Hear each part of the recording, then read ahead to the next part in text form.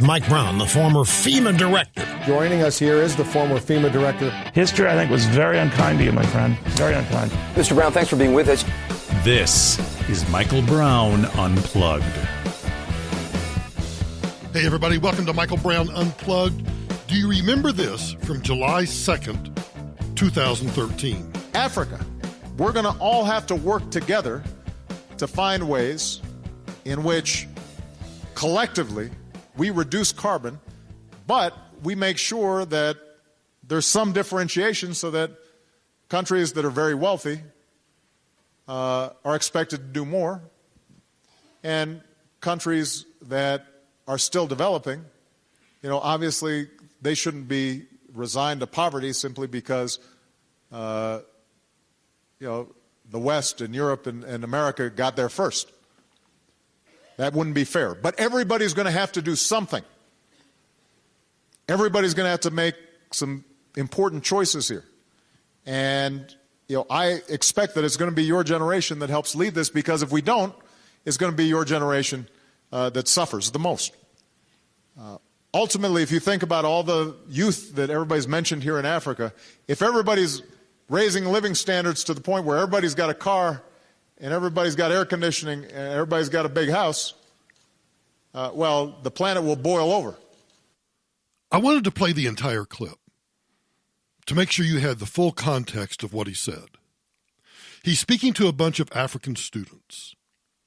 Now, I want you to stop because I want to swerve into just a minute for a story that's been circulating for a couple of days now about what the federal government tells us about how to keep our temperature. Have you ever thought about what mankind has done from the days of whether you want to start mankind with Adam and Eve, or you want to start mankind from the time that man finally stood upright and started walking around? Let's kind of go through it for a minute. And I think it'd be kind of fun. So either way, we start walking around on this planet. And we have to spend all of our days trying to figure out, how do I feed myself?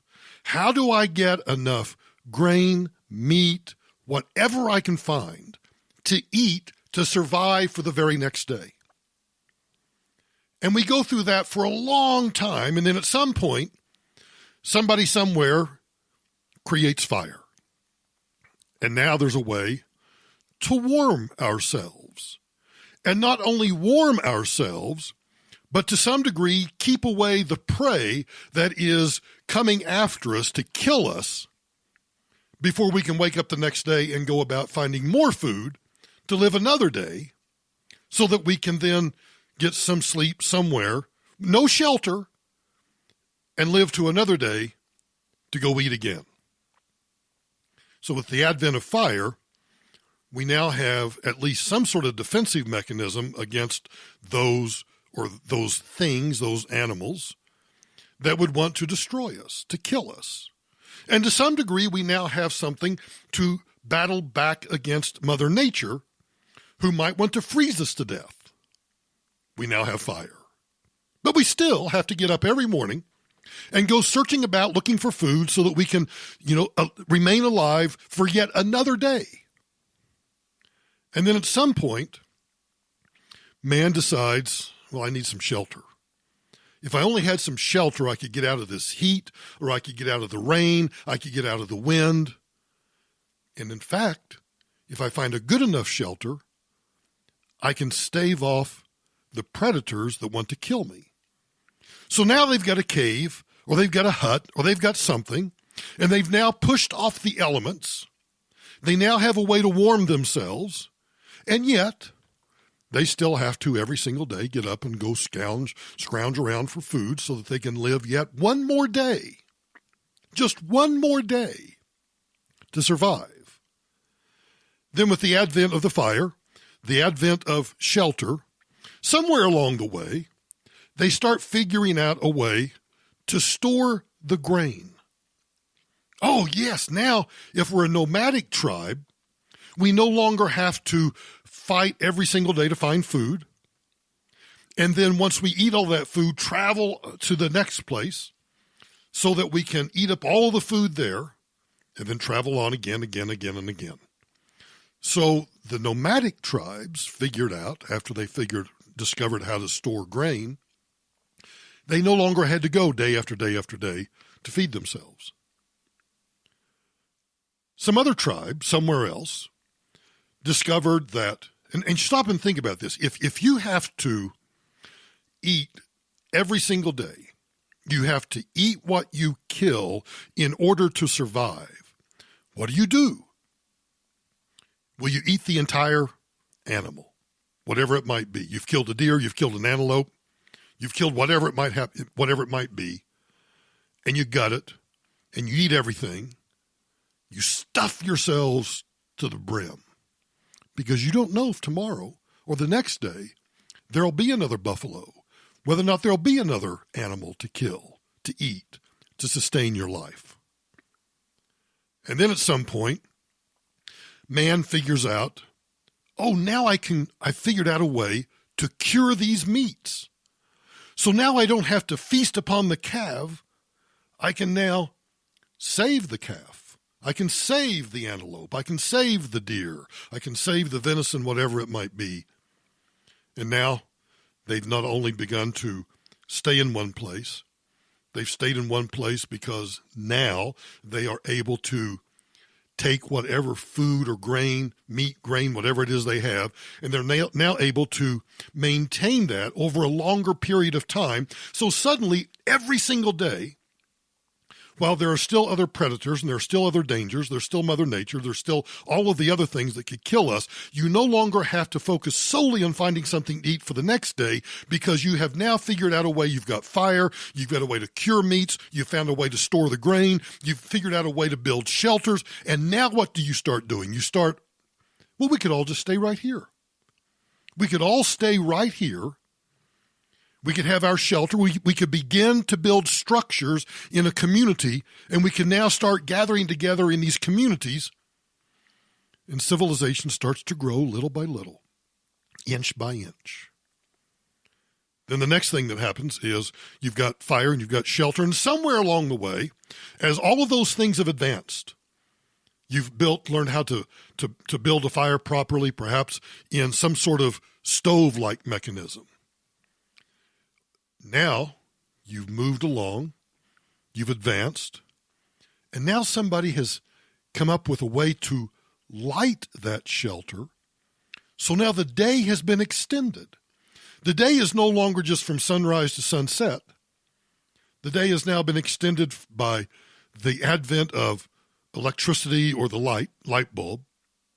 And now you have a way that you can stay up later or get up earlier, make yourself more productive, do more hunting, do more farming, do whatever else it is, do whatever it is that you want to do, maybe even just recreate more.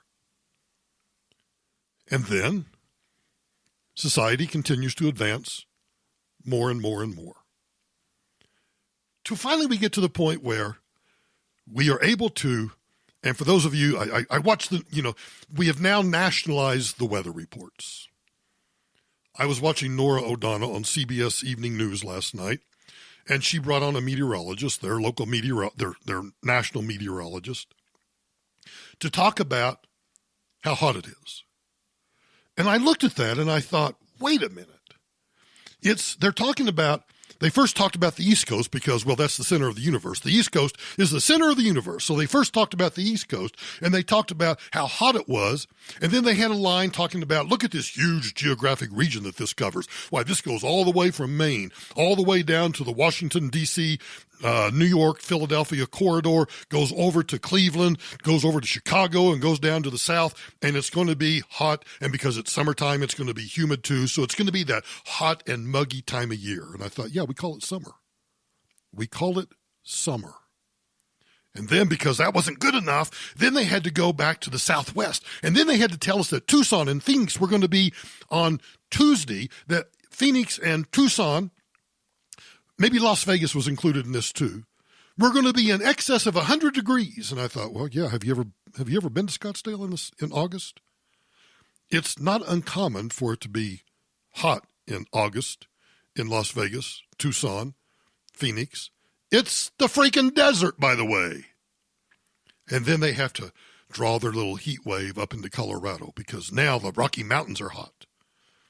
Yeah, it's August. And I can remember a time when high temperatures in the 90s or the 100s weren't that uncommon along the Front Range. But that was a long time ago in ancient history. And I listened to that and I thought, how stupid have we become? Because as a society, and I'm not even talking about Republicans versus Democrats, I'm not talking about conservatives versus liberals, I'm talking about us, just us. And our form of government, because you see, you can appreciate our form of government, whether you're a Republican or a Democrat. You can say, yes, we are a republic, we are a constitutional republic, and we believe in capitalism. And if we look around, I'm sitting, actually, don't tell Tamara, but I've turned the thermostat up to 74 degrees because she likes to keep it at 70. And for those of you who don't understand physics, heat rises, and no matter how good of a circulation system you have in your house, in my basement, which is a, what do you call it? It's a completed basement. It's where my office and my studio are located. It's like a meat locker down here. It is colder and crap. So I sneak upstairs and I turn the temperature up a little bit. Or sometimes I actually do this. I have a really light windbreaker I put on that gives me just enough additional warmth. Now think about that. With air conditioning, we have now allowed ourselves to build up incredible structures where people can go and be productive and work, and they're not just lethargic. I think about kids going to school without air conditioning, and it's 90 degrees, and I think, but it's 2019. Why do we make kids in the year 2019 go to school when it's 99 degrees out and we don't provide air conditioning? Well, it's going to cost us, X millions of dollars to air condition the schools. Well, then why don't you change the school schedule? Or if you're going to go year round, why don't you just buckle up, go to the taxpayers and say we need to air condition these buildings? But I digress. My point being, we've gone from having to scrounge for our food every single day for survival to the point that I sit here in an air-conditioned house, in an air-conditioned office, with 2 freezers full of meat that will last me for the next, 6 to 12 months, depending on how much we eat. Fresh vegetables from all over the world, fresh fruit from all over the world, cold drinks in a separate refrigerator. Oh, this will make Barack Obama mad.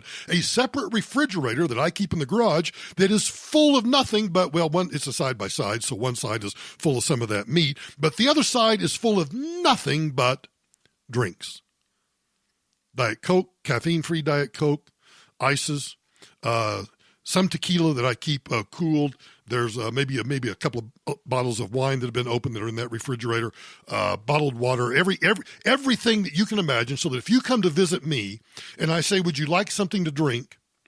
Most likely, whatever you ask me for, I can go to the refrigerator in the garage, not in the kitchen, and get you whatever it is that you want to drink. But we're not supposed to have that. It's going to be your generation that suffers the most. Ultimately, if you think about all the youth that everybody's mentioned here in Africa, if everybody's raising living standards to the point where everybody's got a car and everybody's got air conditioning and everybody's got a big house, the planet will boil over. Oh, and it is boiling over now, and it's boiling over now because of everything that I just described to you. Not. And even if it were, if the planet were boiling over right now, but before I even get onto that, let's go back to what he's saying and his audience. He's speaking on a continent that would love to have the living standards that we have, that we have in this country. And he is saying to these people, you can't have the living standard that we have because, I don't know, I guess in today's vernacular, we're all white supremacists. But I think he's part black and part white, and there he is being Mr. Supremacist, saying you can't have the living standard that we have in the United States, because if everybody has it, then the planet's going to boil over. What a crock of feces. Now let's back up and be rational for a moment. let's say that air conditioning and my extra refrigerator and that car that uses carbon fuels that's parked in the garage, and all of the things I have in front of me right now that are from carbon fuels. You don't believe? Remember the story yesterday about they've now discovered some sort of seaweed in Australia that if they can commercialize it, cows will no longer burp or fart methane? But it's always about you and I have to reduce our standard of living. You and I have to go back. And I'm always curious. It's like everybody tells me that the minimum wage should be $15 an hour. And I always ask, well, why shouldn't it be $50 an hour? I mean, if you're going to make it if you're going to mandate a minimum wage, why don't you make it 25, 30? I've often advocated for the mile-high minimum wage, $52.80 an hour. Well, let's take the same kind of stupid, take it to the fullest extent of its logic, and let's apply it to this idea that the planet's going to boil over.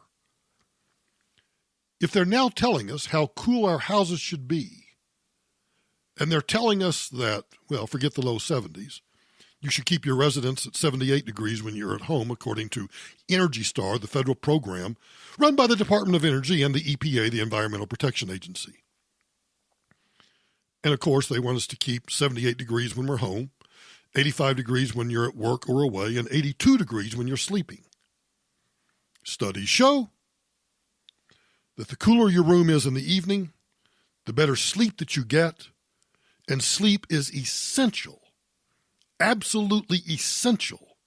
I don't care whether you're one of these people that gets by on 4 hours of sleep or you're like me and you need a good 8 hours of sleep. Whatever amount of sleep you need, science has shown that in a cool room, you get more of the REM and the deep sleep that you need to be more productive the next day. But no, that's not what they want. They want us to live and sleep in hot houses and hot bedrooms.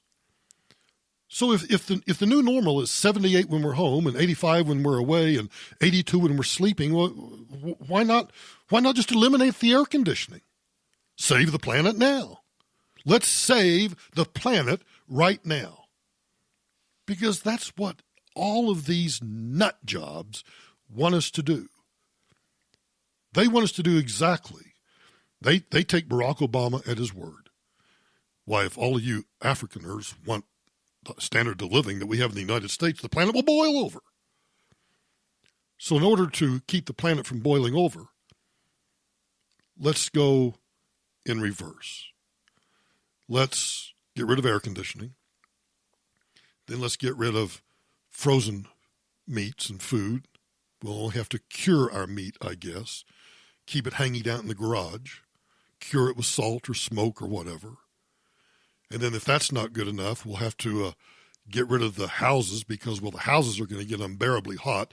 So we're going to have to throw the doors open. And, well, why don't we just tear the houses down? Because think about how much the houses consume in terms of natural resources to build a house. Let's get rid of those. Yes, I'm on a tirade. And I'm on a tirade because I'm sick and tired of being told that we are near the end of civilization. We may be near the end of civilization, but it's not because of my thermostat. It's not because of my refrigerator, and it's certainly not because of my air conditioning. We're probably near the end of civilization because of dumbasses like the Department of Energy and the Environmental Protection Agency and all of the nut jobs that follow them and are now all over Twitter, all over Facebook, all over the news telling me I need to reduce the temperature in my house or increase the temperature, reduce the thermostat because I'm going to kill the planet. Well, I think that somebody somewhere will come up with a solution. Just as mankind has always progressed, we will always progress. It may not come at the right exact time. It may come too early, and so it doesn't get commercialized because, well, there's no commercial market for your brilliant idea. Or it may come too late, and we no longer need it because somebody else has come along with a better mousetrap. That's the way a free market works. You come up with a great idea, you need to commercialize it, you need to make sure there's a market for it, and once you commercialize it, identify the market, you start marketing it, you advertise it, you go out and you sell it, and people will run for whatever you've invented if there's a need for it. burn up the planet, turn up my thermostat. You know what? Just bite me. Just bite me. I'll be right back. I have to go change the thermostat, and then I'll be right back.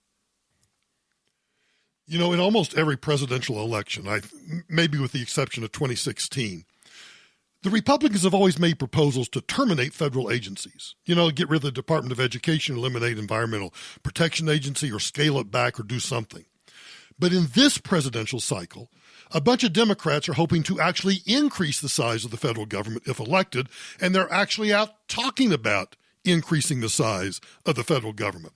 Democratic candidate and author Marianne Williamson, the New Age candidate, she released a plan day before yesterday to create a Department of Peace. Ah, yes, the Department of Peace. Now, her Department of Peace, she says, would coordinate and facilitate peace efforts at home and abroad. She stated, our country's way of dealing with security issues is increasingly obsolete. We have the finest military force in the world. However, we can no longer rely on force alone. Does she not get that finest military force in the world is what keeps the goobers at bay? She doesn't comprehend. Hell's bell, let's go back to my example about the cavemen and about how we've progressed. What kept the predators at bay? Talking to them? Hey, Mr. Wolf. Hey, Mr. whatever that wants to kill me, Mr. Lion, Mr. Lynx, whatever. Can we sit down and talk? Lion says, no, we can't. But you build a fire in front of your cave, that lion's going to stay away. She says we have the finest military force in the world, but we can no longer rely on force alone. Yes, let's turn to all of the tyrannical dictators in the world, whether they all abuse human rights. So let's go to Vladimir Putin. Let's go to Chairman Z. Let's go to Nicolas Maduro. Let's go to Raul Castro. Let's go to MBS, Prince Mohammed bin Salman. Let's go to the mullahs in Iran. Let's go to all of these dirtbags, and let's say, look, we know we're going to withdraw our military from all these other places in the world, and we're going to create a Department of Peace. And we'd just like to sit down and, smoke a little weed, maybe have a little few magic mushrooms, and see if we can't figure out can't we all just get along? She also says, oh God, this is so out of control. The Peace Department would address white supremacy, gun violence, non-military peacemaking, humanitarian efforts, drug use, bullying, and more. The department would also establish a peace academy. She wants it to be like the military academies, except I guess you'll learn how to do, a sit-in, how to do smoke a peace pipe. I don't know. They all say that, no, not all. She in particular, this is still about her. She says that funding would come from consolidating the existing programs aimed at promoting peace and reducing violence, and the department could eventually save the government money. Time out. Let me clear my throat. No government agency, whether created out of whole cloth or an existing agency, has ever saved us any money. The United States, she says, spends more on our military than the next 9 largest militaries in the world. Maybe that's because everybody in the world wants to come and kill us. The Secretary of Peace. Everybody always asks me whether or not I would go back to work for the federal government, and I always say no. I'm now rethinking that. I want to be the first Secretary of Peace because I am. If I am nothing if not peaceful. The Secretary of Peace would serve on the National Security Council, work with other agencies, including, are you ready? A new Department of Children and Youth. Yes.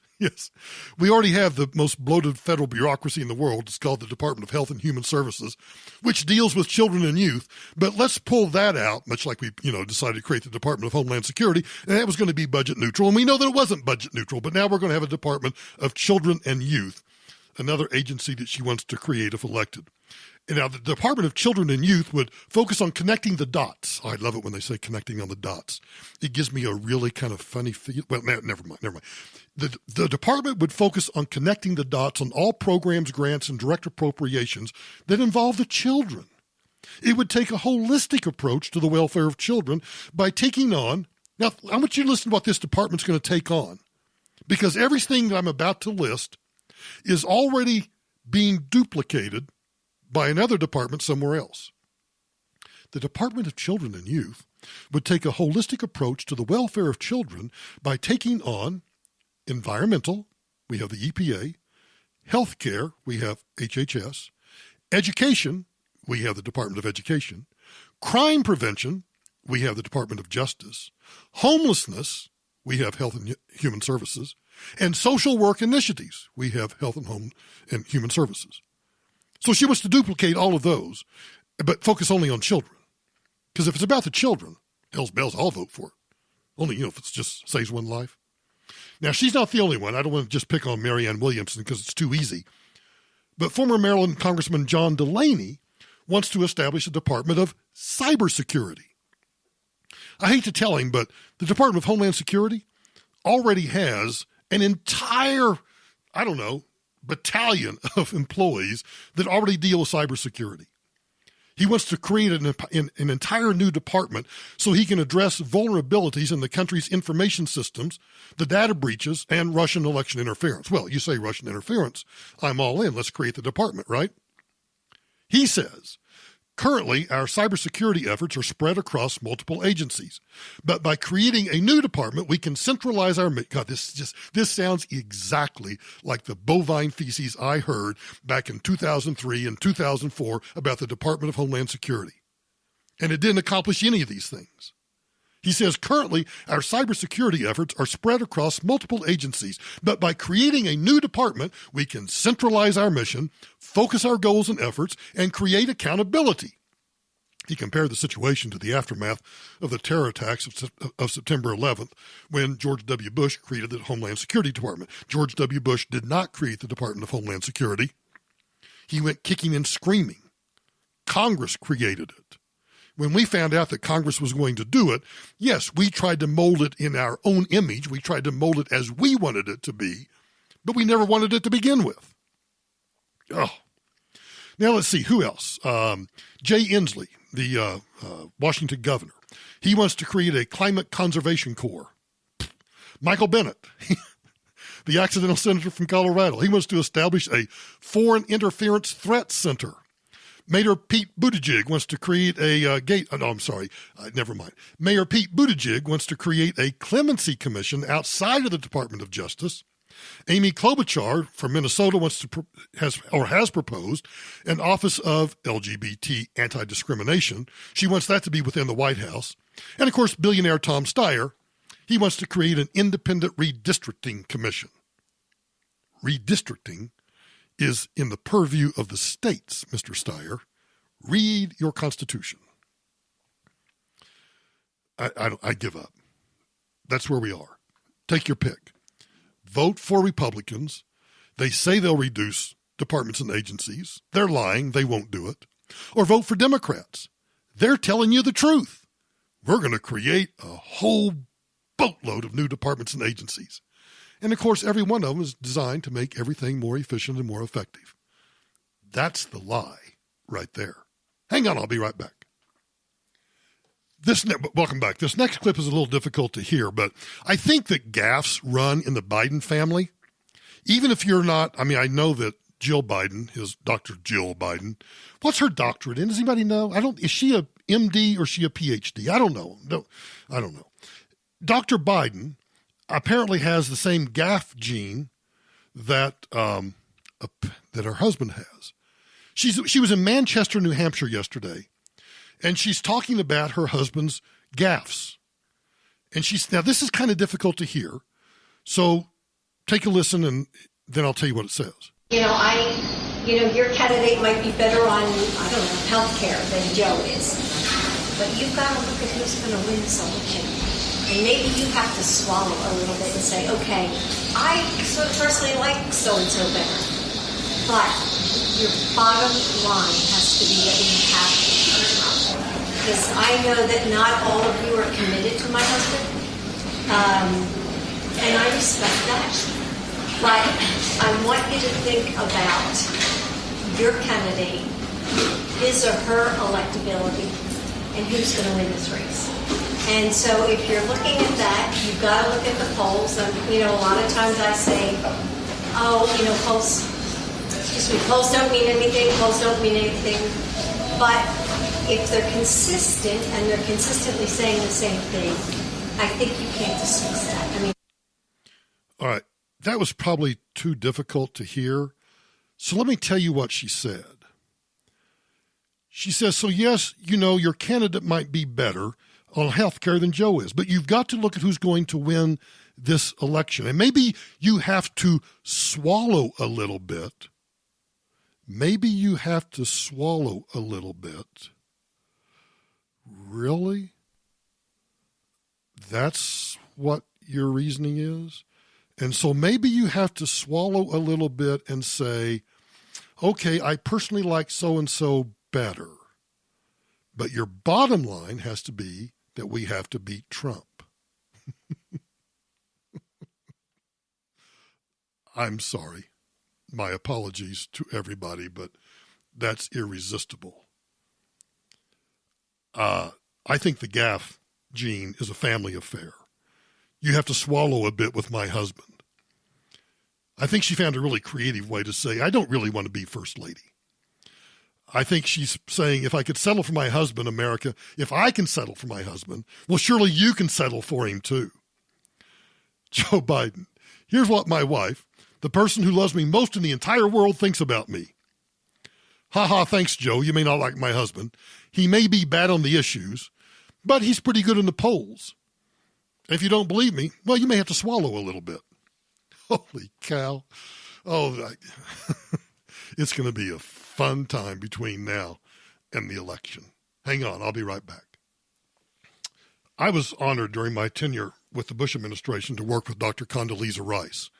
I just think she, even though we may not agree on everything politically or policy-wise, I just think she is one of the most decent human beings that you will ever meet. She is a stand-up individual, and she is smart as a whip.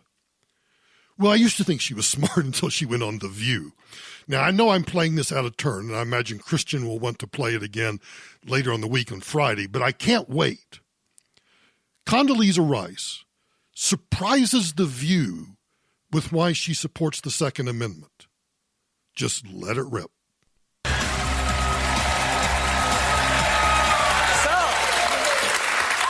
When we were last at The View, there was a conversation going on about guns. Let's rejoin. I was just commenting during our Hot Topics meeting that I was reading that you said you are a defender of the Second Amendment, but you don't think civilians should have assault weapons. Let me tell you why. Let me tell you why I'm a defender of the Second Amendment. I was a little girl growing up in Birmingham, Alabama in the late 50s, early 60s. There was no way that Bull Connor and the Birmingham police were going to protect you. And so when white night riders would come through our neighborhood, my father and his friends would take their guns and they'd go to the head of the neighborhood, it was a little cul-de-sac, and they would fire in the air if anybody came through. I don't think they actually ever hit anybody. But they protected the neighborhood. And I'm sure if Bull Connor had known where those guns were, he would have rounded them up. And so I don't favor some things like gun registration. That said, it's time to have a national conversation about how we can deal with the problems that we have. It's not going to be any single fix to the terrible events of Parkland. You're going to have to decide, well, should civilians really have access to what are really military weapons? And I disagree with her on that. They're not military weapons. They're weapons that are in common use. The AR-15 is one of the most commonly possessed and used weapons in the United States. And this whole deal of trying to define an assault weapon, as I've said 1,000 times, my Mont Blanc ink pen, my 9-iron golf club, which my son has stolen and taken, the baseball bat that the kids leave over here, virtually anything I want, a rock, frying pan, they're all assault weapons. But the beginning of her story about Bull Connor and her dad, Bull Connor being the commissioner of public safety for Birmingham, Alabama, of them and the night riders coming toward their cul-de-sac, and Condi's father and the others in the neighborhood firing their guns into the air, scaring the little weasels off and thereby protecting the neighborhood. What do you think? Now, of course, she went on to talk about she does want, some changes in gun laws. I totally get that. You can have a debate about that. I'm opposed to it. But the underlying reason about why she supports the Second Amendment is absolutely why we have the natural law of self-defense. We are entitled to protect our persons and our property. And we can do so not only because we have a natural God-given right to defend ourselves, but because the Second Amendment allows us to keep and bear arms, a right which shall not be infringed. Thanks, Condi. Great story. Be right back. This is the dumb criminal story of the day. A man pretending to be a cop gets caught by cops. Well, the tables quickly turned on a Hicksville man accused of pretending to be a police officer. Officials say he was caught when he pulled over a van full of Nassau County detectives. News 12 Long Island's Kevin Vesey has this story. What do you do when you impersonate a cop and you pull somebody over? What are you trying to get out of it? That is the question so many people are asking on this Hicksville street after this man, who lives here, was arrested for allegedly impersonating a police officer. Did you pretend to be a police officer? According to investigators, 25-year-old Valieri Portlock was driving a Nissan Sentra on South Broadway in Hicksville at around 11 o'clock Friday morning when he tried to pull over a van using emergency lights and an air horn.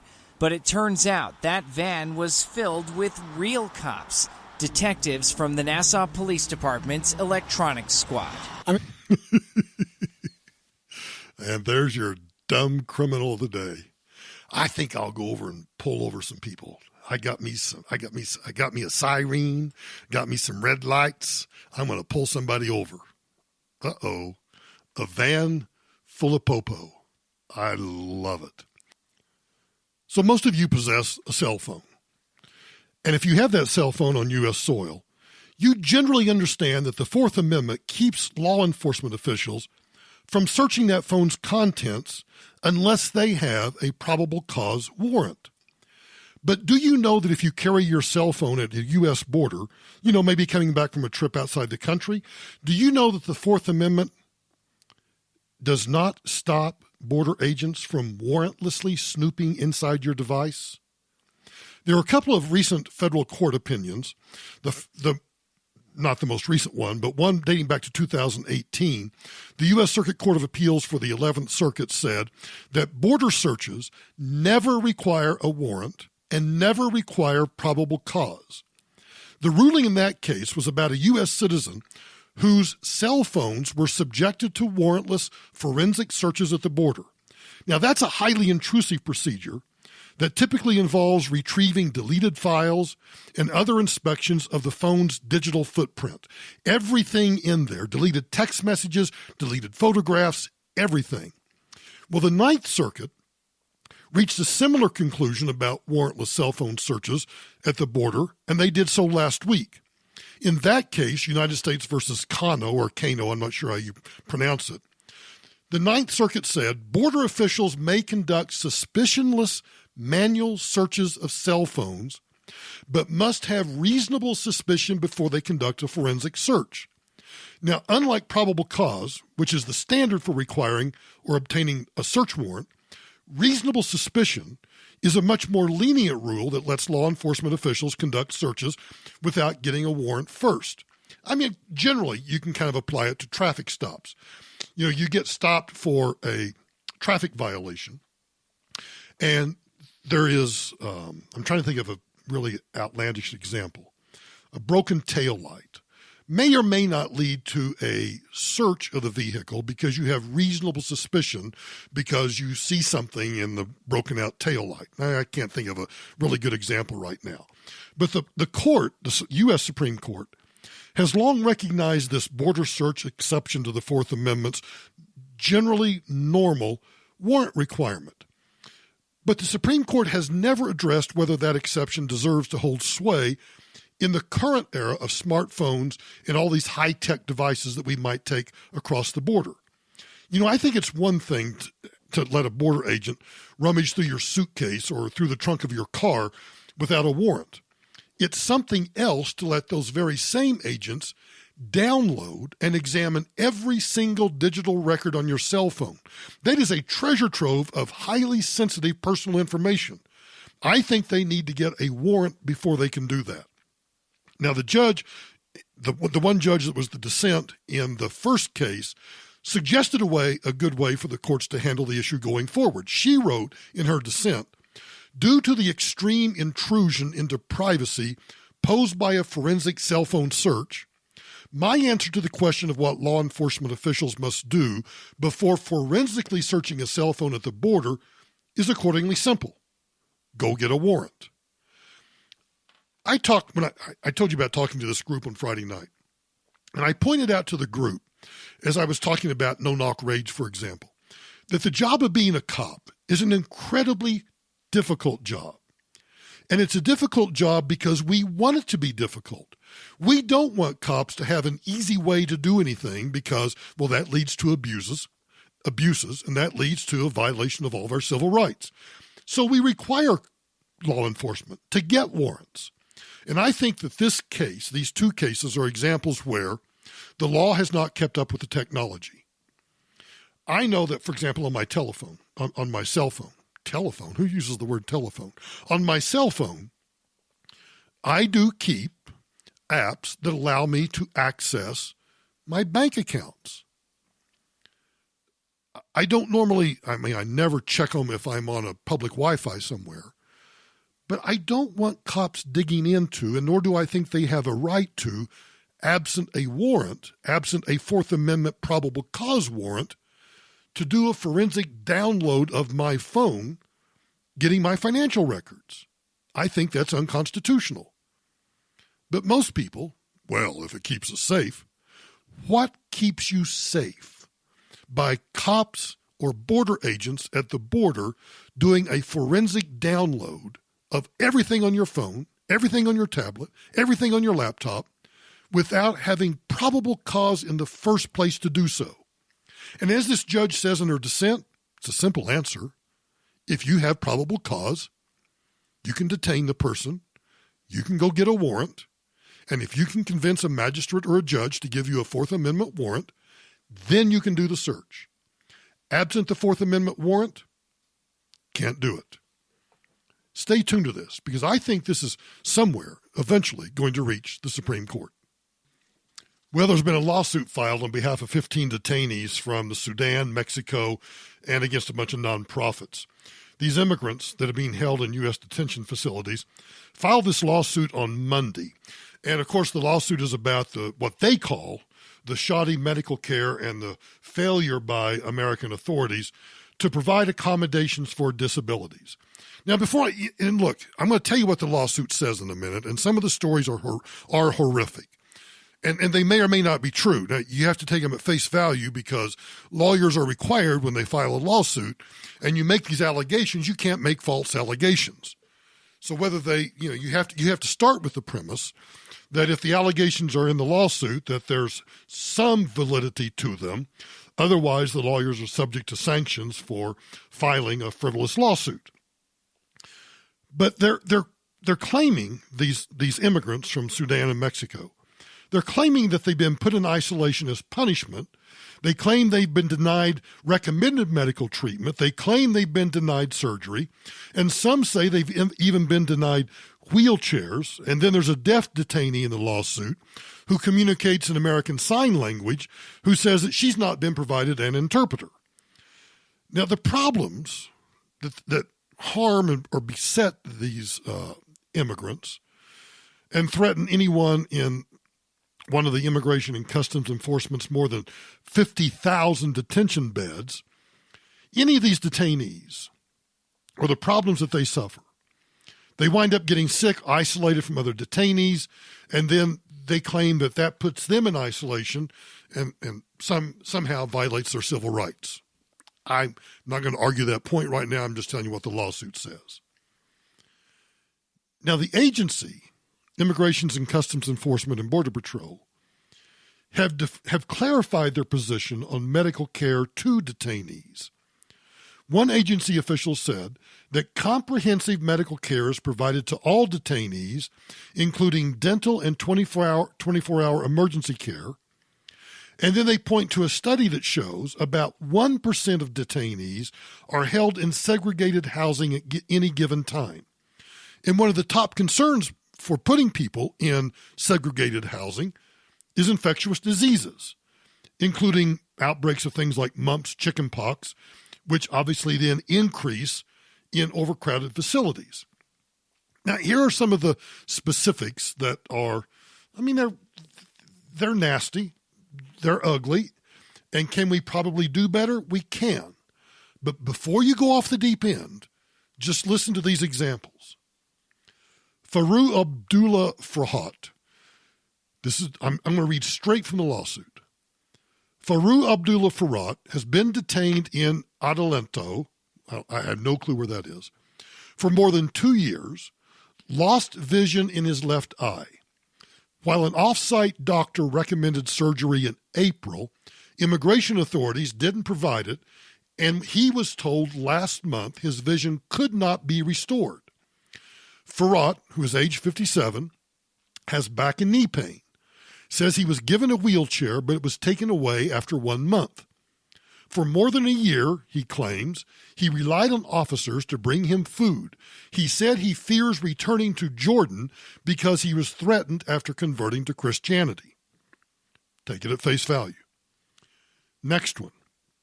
Another detainee at a facility about 60 miles northeast of Los Angeles said he was placed in segregation for a week after filing a grievance against an officer. Okay, may or may not be true. I don't see any damage there, but that's one of the allegations. The next one. Luis Manuel Delgadillo, whatever. And I don't say whatever flippantly. I'm just saying I can't pronounce his last name. A 29-year-old who has lived most of his life in the United States. Wait a minute. You're 29 years old and you've lived most of your life in the United States and you're a part of this lawsuit? You see, it doesn't tell me why he's in this lawsuit. But it does tell me that he was on medication for schizophrenia and bipolar disorder, but his treatment shifted after he was detained in May.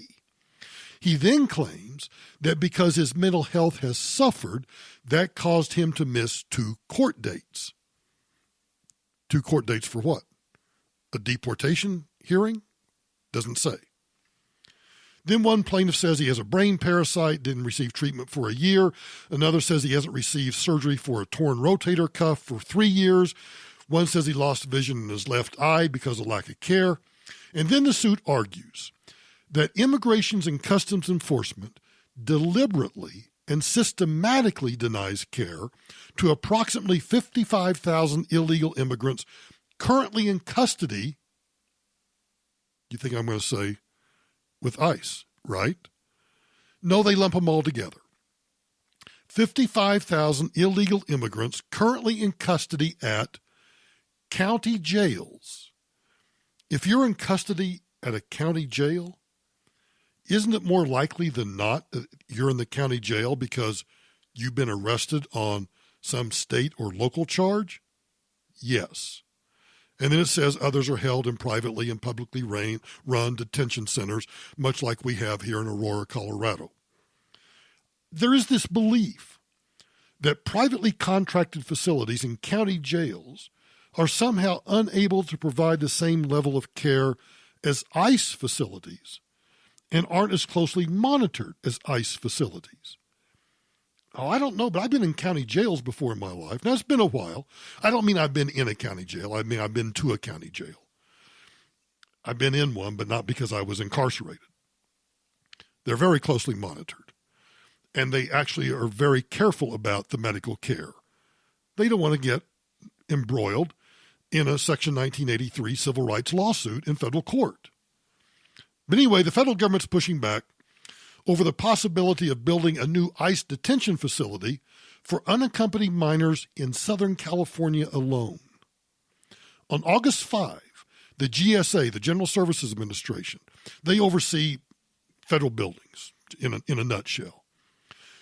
They posted a notice trying to lease space for anywhere from 15 to 17 years in the Inland Empire region of California.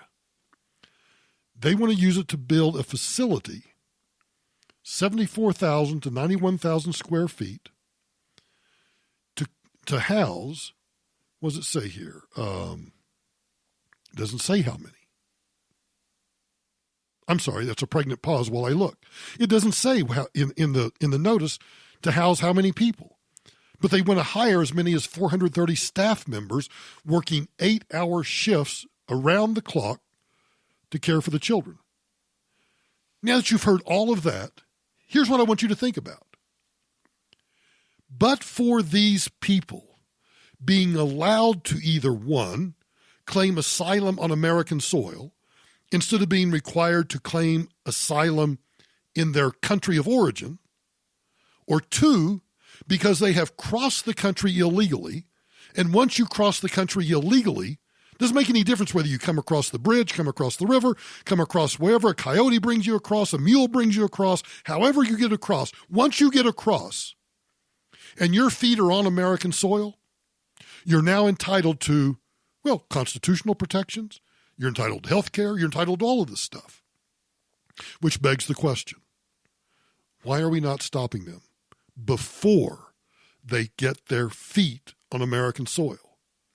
Why are we allowing an asylum system for people to come here and then claim asylum? Go to your consulate, go to an embassy in the country of origin and make your application there. Until we make those changes, these kinds of lawsuits are going to expand exponentially. Mark my words. I haven't talked about economics much, unless you count, of course, at the beginning of this podcast where I talk about how capitalism and American and human ingenuity, I shouldn't even say American ingenuity, but human ingenuity has brought us to the place where we are in our society today. Well, on my Twitter feed, I keep a list that I go to occasionally, and the list is called Keeps My Blood Pressure Up. And it's a bunch of lefty progressive websites and progressive lefty Twitter people. I mean, politicians and Hollywood people and others. But one of them, I forget who did it, doesn't. Let me see if I can see who did this real quickly. Matthew Gardner tweeted this out. He's with the website that I'm getting ready to tell you about, which is the Institute on Taxation and Economic Policy. And they have a story from back in April. He's just now tweeting it out, so I'm just now seeing it. 60 profitable Fortune 500 companies avoided all federal income taxes in 2018. Now, that headline alone makes you think if you're uninformed, and I'm going to use the word ignorant, but I don't mean it pejoratively, or if you're ignorant of the tax code and how taxes work or how businesses organize their financial dealings, if you're ignorant of all of that or don't understand all of it, and I don't even purport to understand all of it myself, you would read the headline, 60 Fortune 500 companies. Those are the big honking companies. They all made a profit, and they avoided all federal income taxes in 2018. Well, wait a minute. Do you ever take into consideration why they avoided income taxes? I pay because I have different sources of income. I have wages. I have investment income. I have speaking engagements. I have other income from other activities. Some gets reported on just my regular 1040.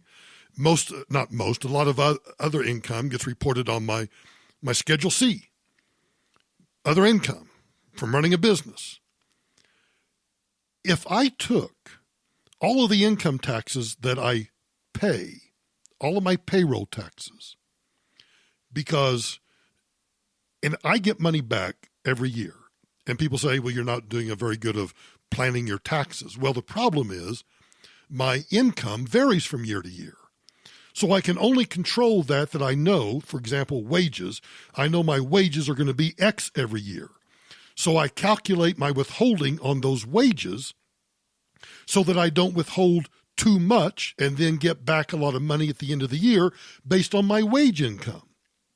But my other income, most of the time, sometimes, well, kind of sometimes, because I don't want the IRS listening to this, occasionally, depending on how much income I have, I can wipe out all of the taxes due on that income because of my business expenses.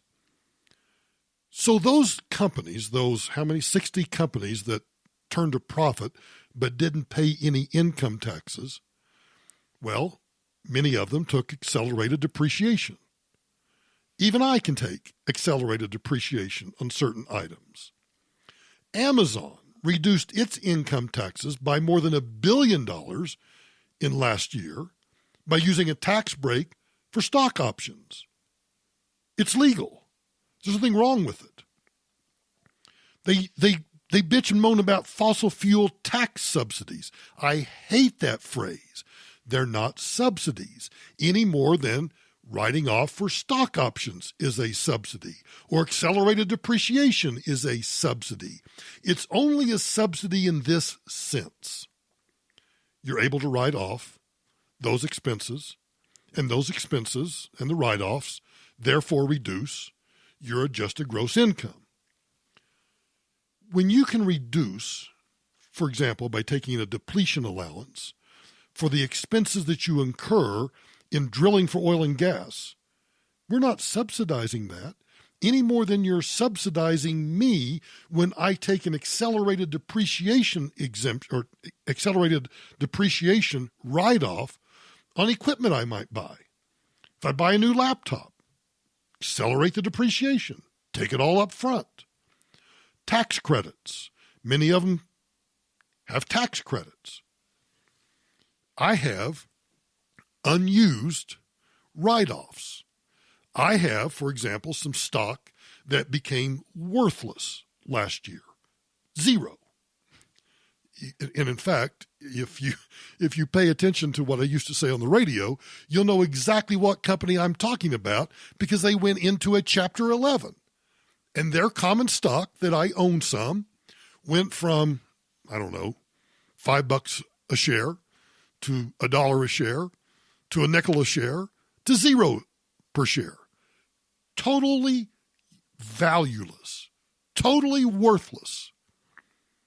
But I didn't have enough gain to use those offsets on, so I have loss carry-forwards that I can use in future years against other stock that makes me money. Companies do the same thing. So when you hear about 60 companies avoided all federal income taxes in 2018, they didn't cheat, they didn't lie, they didn't steal. They arranged their businesses according to the tax code so that they could pay the least amount of tax that they're legally obligated to pay. That is called tax avoidance, which is different from tax evasion, which is a crime. We all, and if you don't, you should, engage in tax avoidance. It's the American way. Let's get a few taxpayer relief shots in before we get out of here. Before we get out of here, though, let me ask you, do me a favor. Be sure and subscribe to the podcast on iHeart or on iTunes or wherever you download podcasts. And when you do, be sure and share the podcast with your friends and maybe somebody that you don't like just to irritate them too. And you know the drill. If you want to follow me on social media, all you have to do is go to the website, michaelbrowntoday.com. michaelbrowntoday.com. And YouTube, Instagram, Facebook, Twitter, they're all right there on michaelbrowntoday.com on the homepage. So follow me on all the social media platforms. Now to the taxpayer relief shots. This comes to us from the Los Angeles Times. A gunman who opened fire on the LAPD patrol car killed in shootout with police. A man who authorities say was armed with a handgun and opened fire on two officers in their patrol car was killed by the popo in a shootout in El Sereno late Sunday. Two LAPD officers were stopped at this street about 11:30 p.m. when this dirtbag, they don't use the term dirtbag, but they should, when a man began shooting at them, according to Officer Drake Madison. The man ran west through an alley where he exchanged gunfire with officers before continuing to flee. What do you think the officers are justified in doing at this point? He shot at them. He's running.